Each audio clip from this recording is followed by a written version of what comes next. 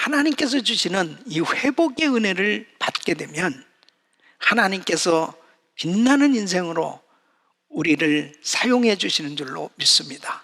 그래서 정말 이 팬데믹 상황 속에서 나의 인생이 정말 힘들고 어려울 때 바로 하나님께서 주시는 이 회복의 은혜, 이 회복되어야 한다 하는 것은 너무너무 중요한 거예요. 유다의 삶의 일생을 살펴보면서 우리 귀한 성도들의 삶이 나도 회복되어서 하나님 앞에 빛을 발하는 위대한 삶이 돼야 되겠다, 이런 확신을 가지시고 오늘 이 말씀이 여러분 일생의 축복이 되시기를 예수 그리스도 이름으로 축원합니다.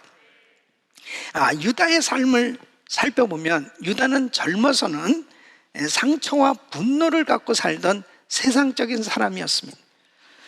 이 어려서부터 아버지 야곱의 사랑을 받지 못하고 그리고 인정받지 못한 채 이 증오심을 가지고 살다 보니까 이 아버지 야곱과 또 동생을 향한 이 분노와 미움을 갖게 된 것을 볼 수 있습니다. 그래서 특별히 아버지 야곱이 그 동생 요셉을 특별하게 편애를 하는 거예요.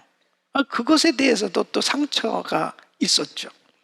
창세기 37장 3절로 4절 보면 요셉은 노년에 얻은 아들이므로 이스라엘이 여러 아들보다 그를 깊이 사랑하여 위하여 채색 옷을 지었더니 그 형들이 아비가 형제들보다 그를 사랑함을 보고 그를 미워하여 그에게 언사가 불평하였더라. 그러니까 채색 옷을 요셉에게만 지어주는 거예요. 그러니까 사실 대부분 이 목동 일을 하면서 살아가는 그런 환경 속에서는 참 어떤 면에서는 작업복 같이 그런 것들을 입고서 대부분 지냈는데 이 요셉에게서는 아주 귀한 채색 옷을 지어주는 거예요. 그러니까 너무 이 마음 가운데 편애한다 하는 것이 상처가 된 겁니다. 특히 레아의 네 번째 태어난 아들이거든요. 그러니까 이 레아는 남편의 사랑을 받지 못하고 삽니다. 그러니까 자식들을 통해서 마음의 위로를 받길 원하는 거예요. 그래서 이 유다라고 하는 이름을 지은 것도 여호와를 찬양하는 찬송이라고 하는 의미예요. 그러니까 이렇게 이름은 찬송이라고 지었지만은 이에 유다의 삶의 일생은 그 마음에 증오와 미움과 이 상처가 그에게 있었던 걸 볼 수 있습니다. 여러분, 이 사람이 살아가면서 이 상처가 해결되어지지 않으면 마치 그 인생에 정말 그 영혼의 그 암처럼 그렇게 인생을 파괴시킵니다. 그러니까 이 마음에 계속해서 분노를 가지고 살게 되어지니까 결국은 행복할 수가 없는 거죠. 그래서 이 유다는 결국 자기 동생 이 요셉을 노예로 팔게 되는 이런 일에 앞장을 서게 되는 것을 보게 됩니다. 여러분, 꼭 자신을 위해서 이 상처가 치유받아야 됩니다. 이 상처가 있으면 안 돼요. 그런데 유다는 이 상처가 점점 커지기 시작합니다. 그것이 바로 분노로 표출이 되는데 이 미움과 분노가 어떻게 표출되냐면 이제 요셉이 아버지 심부름으로 형들을 찾아오잖아요. 그 형들을 만나게 되었을 때 꿈 얘기도 다 듣고 싶지도 않고 그리고 형들에게는 이 꿈 얘기를 자랑하고 싶은데 미움을 더 사게 되어지는 것을 보게 됩니다. 그리고 이제 형들이 결탁해가지고 요셉을 죽이기로 작정한단 말이에요. 그리고 결국 이 요셉을 이제 애굽 사람한테 파는데 거기에 바로 이 유다가 동참하게 되는 걸 볼 수 있습니다. 이렇게 상처는 무섭습니다. 이 마음의 상처를 갖게 되어졌을 때 결국 잘못된 결정을 하게 되는 겁니다. 그래서 이렇게 요셉을 팔게 되었을 때 결국 어떤 일이 생겨졌어요? 요셉은 형들에게 이렇게 배신을 당하고 이제 노예로 팔려가서 가진 고생을 하면서 살게 되지 않습니까? 또 뿐만 아니라 아버지 야곱은 이 자기 아들 이 요셉이 죽은 줄 알고 얼마나 많은 세월을 비탄한 마음을 가지고 슬퍼하면서 살았습니까? 또 뿐만 아니라 이 유다 자신도 마찬가지죠. 그는 아버지 야곱에게 늘 죄송한 마음을 가지고 있었을 것입니다. 그리고 이 요셉을 생각하면서도 정말 미안한 마음을 가지니까 이 마음이 편안할 수가 없죠. 늘 괴로운 시간을 가졌을 것입니다. 여러분, 이 마음의 상처가 해결돼야 돼요. 이 사람이 살아가면서 우리가 이 크고 작은 상처를 서로 주고받으며 살거든요. 이러다 보면 자기도 모르는 가운데 이 상처가 점점 커지는 거예요. 그러니까 그 상처는 잘못된 결정을 하게 되고, 그리고 많은 사람에게 피해를 입히면서 결국 자기 인생을 망가지게 만든 걸 볼 수 있습니다. 상처가 다 치유받을 수 있기를 예수 이름으로 축원합니다. 특별히 이 팬데믹 상황 가운데 우리는 참 가정적으로, 그리고 또 여러 가지 신앙적으로, 또 직장에서나 상처를 입기 쉬운 이런 시대에 우리가 살고 있어요. 이럴 때에 이 상처를 해결해야 되겠는데, 특별히 우리 교회가 참 과거엔 뚜레스티아스라든지 또 프리덤, 또 여러 가지 많은 사역들을 통해서 이 내적 치유를 받을 수 있는 이런 시간들도 많이 가졌는데, 어쨌든 이 상처는 주님께서 치료해 주셔야 되는 거예요. 그래서 로마서 12장 19절 21절 보면, 내 사랑하는 자들아 너희가 친히 원수를 갚지 말고 진노하심에 맡기라 기록되었을 때, 원수 갚는 것이 내게 있으니 내가 갚으리라고 주께서 말씀하시니라. 네 원수가 줄이거든 먹이고 목마르거든 마시우라. 그리함으로 내가 숯불을 그 머리에 쌓아 놓으리라. 악에게 지지 말고 선으로 악을 이기라. 끊임없이 마음에 상처를 주는 사람들은 어떻게 될 것이냐? 결국은 주님께서 책임져 주셔야 된다는 거예요. 주님께서 해결해 주셔야 된다는 거예요. 그래서 어떤 방법으로든지 하나님께서 해결해 주심으로 반드시 여러분 마음에 가지고 있는 이 상처가 치유되시기를 예수 그리스도 이름으로 축원합니다. 이것이 유다의 젊은 시절의 모습이었습니다. 그러니까 정말 택함받은 하나님의 백성으로 아름다운 삶을 산 것이 아니고, 정말 이 요셉을 팔게 되어지는 그런, 참 보기에, 하나님 보시기에, 또 자기 자신이 생각할 때도 실패한 그런 인생이었습니다. 여러분, 인생을 살다 보면 참 바르게 살아야 될 텐데, 그리고 의롭게 살아야 될 텐데, 그리고 아름답게 살아야 될 텐데, 누구든지 그러한 생각을 가지고 살고 있죠. 그런데 어느 순간에 자기도 모르게 정말 잘못된 그런 결정을 함으로 인해서 가정이 깨어지기도 하고, 정말 참 힘들고 어려운 그런 인생으로 망가지는 그런 삶이 되어질 때도 있는 모습을 보게 됩니다.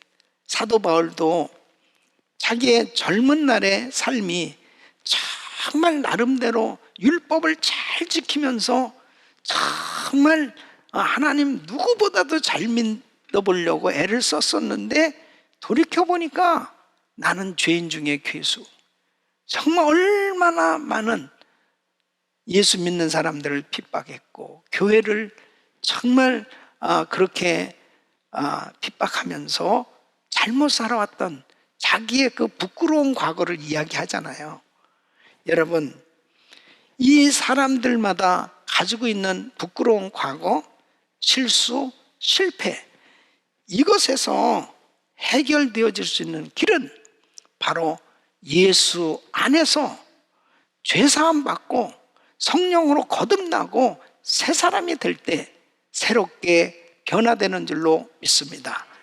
그래서 고린도후서 5장 17절 보면 누구든지 그리스도 예수 안에 있으면 새로운 피조물이라. 이전 것은 지나갔으니 보라 새 것이 되었도다.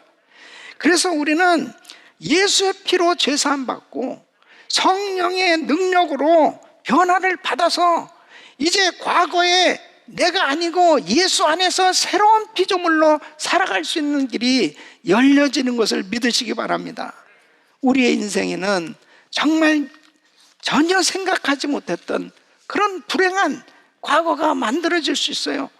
그럴 때 그것이 해결되어지지 않으면 자기 인생은 늘 시달리는 거예요. 늘 불편한 거예요. 늘 힘든 거예요. 내가 그렇게 살지 말았어야 되는데, 나 어쩌다가 나 인생이 왜 이렇게 망가진 거야? 왜 나는 이렇게 정말 불편하게 살아야 되는 거야? 그런 것에 자꾸 마귀의 송사를 당하면서 불편하고 힘든 그런 삶이 될 때가 있단 말이에요. 여러분, 예수 안에서는 새로워질 수 있습니다. 바로 예수님께서는 동에서 서가 먼 것처럼 나의 죄를 내가 주님 앞에 철저히 회개하기만 하면 다 치워주시고 깨끗게 해주시고 새롭게 해주시고 변화시키셔서 새로운 마음을 주셔서 새로운 피조물로 살 수 있도록 인도해 주신 줄로 믿습니다. 우리 인생에는 꼭 예수 안에서 다시 새로워질 수 있는 이런 기회를 가져야 되는 것입니다. 그리고 우리 주님 앞에 날마다 내 마음 가운데 정말 나의 인생 가운데 그렇게 어그러졌던 모든 것들이 다 깨끗하게 치워지고 주님 앞에 새로운 피조물로 새로운 인생으로 세워져서 살 수 있는 이런 은혜가 있기를 예수 이름으로 축원합니다. 유다의 인생에 새로운 변화의 기회가 옵니다. 여러분, 유다가 이렇게 부끄러운 과거가 있고 부끄러운 삶이었어요. 그런데 이 유다에게 바로 변화받을 수 있는 기회가 온 거예요. 이 유다의 인생에 위기 때의 가족과 부모를 생각하는 희생적인 사람으로 지도력을 발휘하는 것을 볼 수 있습니다. 당시에 세상에 큰 기근이 임했습니다. 그래서 이제 식량이 다 떨어져 가는 거예요. 그러니까 야곱은 아들들에게 애굽에 식량이 있다고 그러는데 가서 빨리 식량을 구해가지고 오라고. 그래서 아들들이 애굽에 식량을 구하러 갔는데 뜻밖의 요셉이 총리가 된 거죠. 총리가 돼 있는 이 요셉을 만나게 됐는데 이제 처음에는 요셉은 이제 형제들인 줄 다 알아요. 그러나 자기를 나타내지 않았습니다. 그리고 수를 써서 이제 자기 아들, 사랑하는 동생 베냐민을 만나보고 싶은 거예요. 그러니까 이제 그 시몬을 골무로 잡아놓습니다. 내 동생, 그러니까 자기 동생인 것은 이야기하지 않고 자기를 이제 나타내지 않았으니까 그 막내를 데리고 오라. 막내를. 그래서 이제 아버지 야곱에게 와서 이야기하는 거죠. 그러니까 아버지가 대성통곡하면서 이제 내 아들 요셉도 죽었는데 이제 이 막내 베냐민까지 이렇게 죽으면은 어떻게 살겠냐고 그러면서 절대 그것만큼은 안 되겠다고 그러고 그 아들 잃어버리면 큰일 난다고 그러고 계속해서 고집을 하는 거죠. 그래서 식량이 거의 다 떨어진 거예요. 그러니까 큰아들이 루벤이 창세기 42장 37절에 보면 아버지한테 이렇게 얘기합니다. 루벤이 아비에게 고하여 가라. 내가 그를 아버지께로 데리고 오지 아니하거든 나의 두 아들을 죽이소서. 그를 내 손에 맡기소서. 내가 그를 아버지께로 데리고 오리다. 아버지 절대로, 예? 베냐민 꼭 데려올 테니까 정말 빨리 가야 되겠습니다. 그러면서 막 사정을 하는 거예요. 자기 두 아들을 뭐 담보하겠다 하면서까지도 그렇게 애걸복걸하는데도 꿈쩍을 안 합니다. 그때에 바로 이 유다가 나서는 거예요. 그래서 그 아버지에게 창세기 43장 9절에 이렇게 이야기합니다. 내가 그의 몸을 담보하오리니 아버지께서 내 손에 그를 물으소서. 내가 만일 그를 아버지께 데려다가 아버지 앞에 두지 않으면 내가 영원히 죄를 지리다. 그러니까 아버지, 내가 담보로 그냥 잡히는 한이 있어도, 나를 희생하는 한이 있어도 이 베냐민 반드시 아버지께로 돌아오게 하겠습니다. 그러면서 자기를 희생하겠다고 나서는 거예요. 그러니까 그때서야 이 아버지 야곱의 마음이 풀려지는 거예요. 그러면서 이제 베냐민을 데리고 애굽으로 출발하게 됩니다. 그래서 이제 애굽에 가서 결국 요셉을 만났죠. 이 요셉은 자기 이 동생 이 베냐민하고 같이 지내고 싶은 그 마음 때문에 이제 또 꾀를 내서 이 은그릇을 바로 이 베냐민의 그 자루에다 집어넣어 가지고 도둑놈으로 모는 거예요. 그래서 이제 잡아놓으니까 이제 큰일 난 거예요. 이 분명히 이제 아버지 야곱이 알면은 이게 뭐 아버지가 죽게 생긴 거거든요. 난리가 났습니다.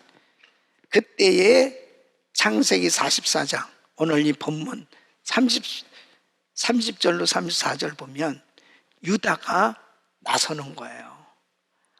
아비의 생명과 아이의 생명이 서로 결탁되어 이제 내가 주의 종 우리 아비에게 돌아갈 때에 아이가 우리와 함께 하지 아니하면 아비가 아이의 없음을 보고 죽으리니 이같이 되면 종들이 주의 종 우리 아비의 흰 머리로 슬피 음부로 내려가게 함이니이다.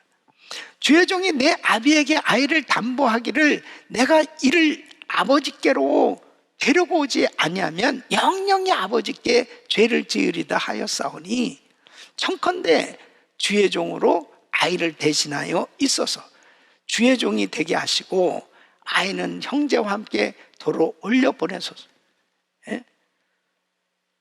그러니까 자기가 그냥 종이 되겠습니다. 이 아이만큼은 꼭 돌려보내야 됩니다. 그렇지 않으면 우리 아버지 죽어요. 내가 그냥 대신 영영한 종이 되겠습니다. 그러면서 가족을 위해서 자신을 희생하고자 나서는 겁니다. 그때 요셉이 또 감동을 받아요.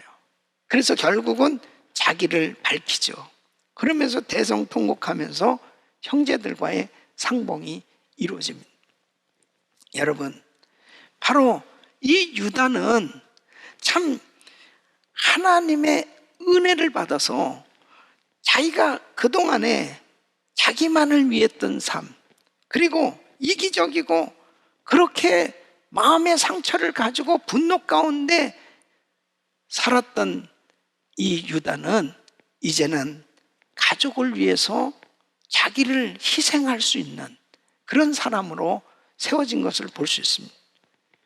우리 사랑하는 성도 여러분, 사람들마다 다 장자가 되고 싶고 다 리더가 되고 싶고 다 높아지고 다 나름대로 큰 사람이 되려고 하지요. 그런데 주님의 말씀대로라면 누가 큰 자냐? 희생하는 사람이 큰 자라는 거예요. 여러분, 우리 인생을 살면서 사람들마다 다 저마다 높아지려고 그러지 않습니까? 그런데 어떤 사람이 진짜 큰 자냐? 바로 섬기는 자가 큰 자라고 주님이 말씀하신 거예요. 그러면서 주님께서 마가복음 10장 43절로 44절에 이렇게 말씀해요. 너희 중에는 그렇지 아니하니 너희 중에 누구든지 크고자 하는 자는 너희를 섬기는 자가 되고 너희 중에 누구든지 으뜸이 되고자 하는 자는 모든 사람의 종이 되어야 하리라. 사랑하는 성도 여러분, 누가 지도자입니까? 누가 진정한 리더입니까? 바로 그 공동체를 위해서 희생할 수 있는 사람.